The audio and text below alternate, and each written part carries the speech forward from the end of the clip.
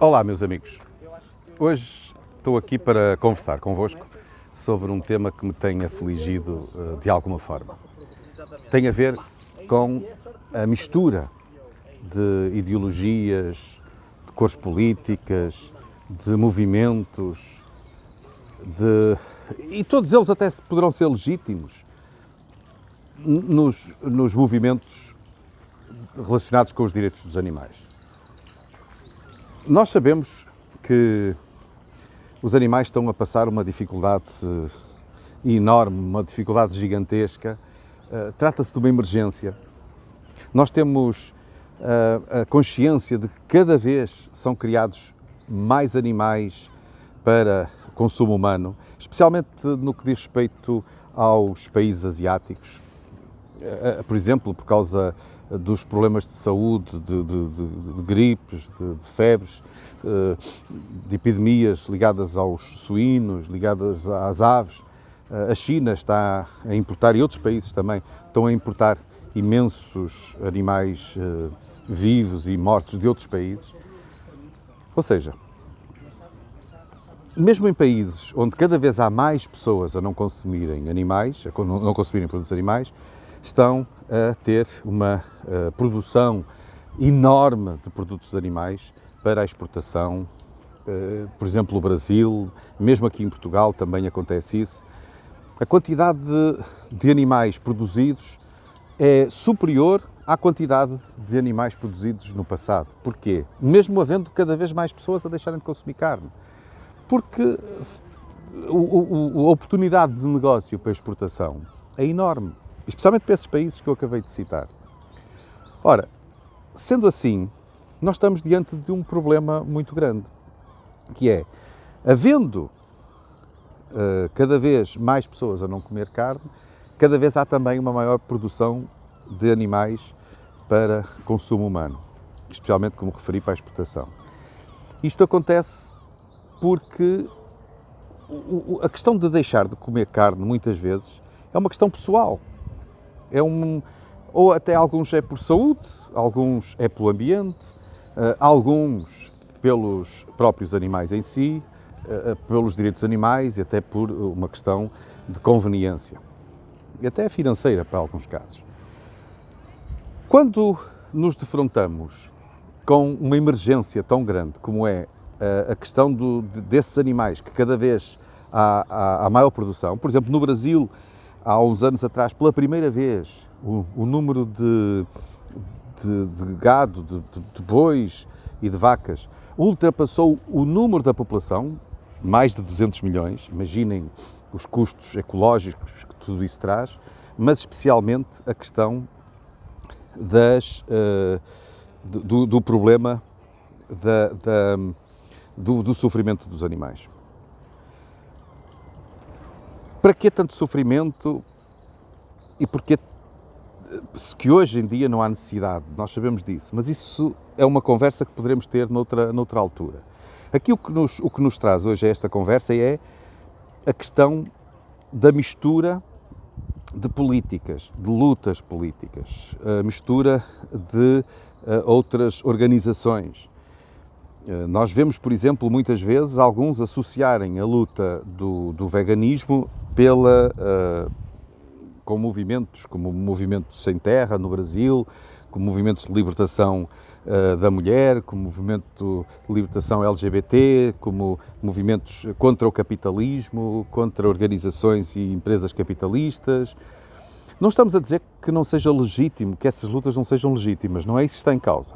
Mas agora coloque-se um pouquinho, ou coloca-te um pouquinho na posição desses animais.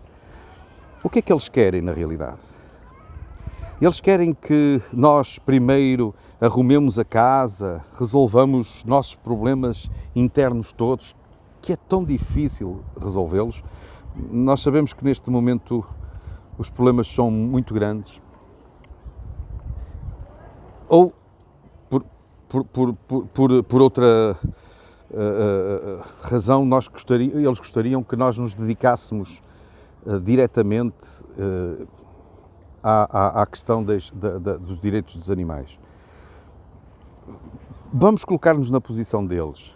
neste momento eu sou uma vaca, ou um boi, ou um porco a caminho do matadouro. O que é que eu quero que os humanos façam neste momento? Será que quero que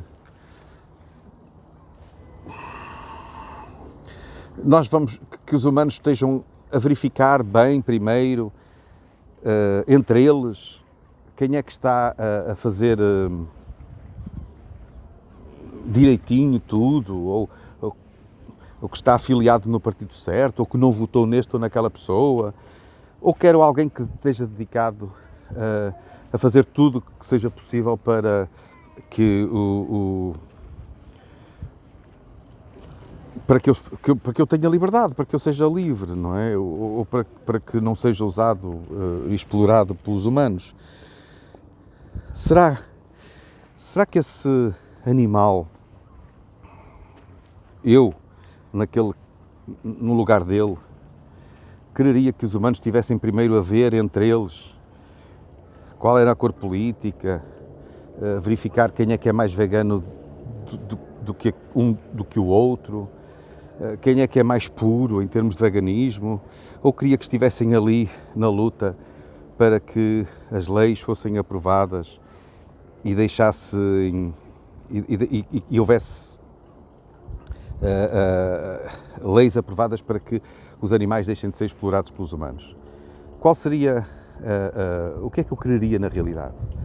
E este pensamento atormenta-me. E eu cheguei à conclusão que na realidade o mais importante é que os animais que estejamos focados nos animais. Haverão outras pessoas focadas provavelmente nessas lutas e como disse há pouco, são legítimas, são lutas que as próprias pessoas acham importantes travar, são ideologias, são caminhos e que fazem todo o sentido para elas, naturalmente, mas não devem ser misturadas com as lutas concretas ligadas à libertação animal. Porquê?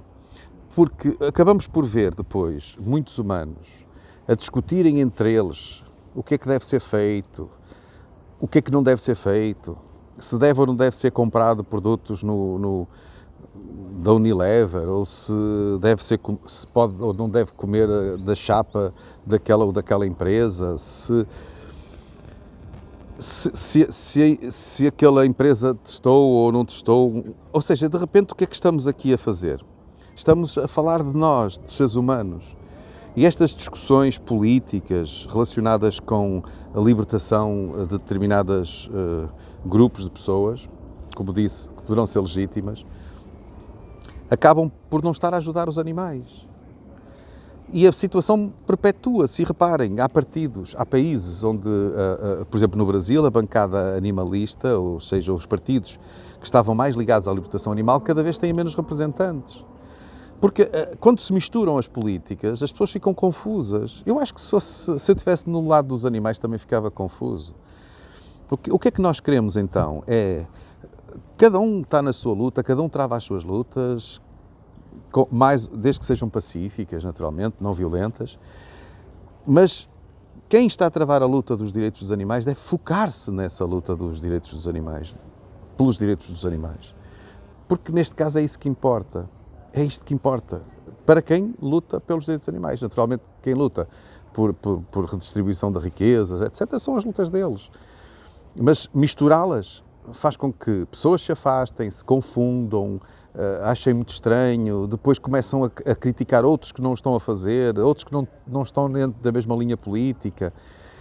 Isso vai atrasar imenso a questão da libertação dos direitos dos animais. Por isso, todos são livres e todos devem travar as suas lutas, mas aqueles que estão mesmo dedicados à questão dos direitos dos animais devem fazê-lo focados, porque imagina uma emergência em que temos pessoas feridas no chão depois de um acidente, em que vamos todos acudir a essas pessoas que estão feridas no chão, algumas que poderão ser salvas.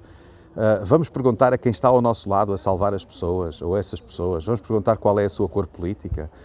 Vamos perguntar qual é o seu, a quem votou, ou vamos nem queremos saber disso, vamos acudir às pessoas. E neste caso é isso que nós temos que fazer, é acudir aos animais, é acudir à causa animal, acudir para que todas as pessoas tenham consciência de que os animais têm direitos e que merecem ser, esses direitos merecem ser reconhecidos e com isso, então, talvez tenhamos um país que, à medida que vai tendo cada vez mais gente a consumir menos produtos animais, ou cada vez menos gente a consumir, mais gente a não consumir produtos animais, também tenha, em simultâneo, menos produção, seja para exportação, seja para transporte de animais vivos, seja para o que for. É importante que reconheçamos que os animais são seres como nós, têm direito à terra, têm direito ao planeta, têm direito ao seu habitat, têm direito a não ser explorados, têm direito a não ser mortos pelos humanos, têm direito a não ser propriedade dos humanos, têm direito a ter representante legal, têm direito a serem resgatados, caso seja necessário. Vamos focar-nos na luta pelos direitos dos animais, não vamos preocupar-nos tanto com quem está ao meu lado pensa ou deixa de pensar, porque o foco é na libertação animal. Um grande abraço, voltaremos a este assunto mais tarde.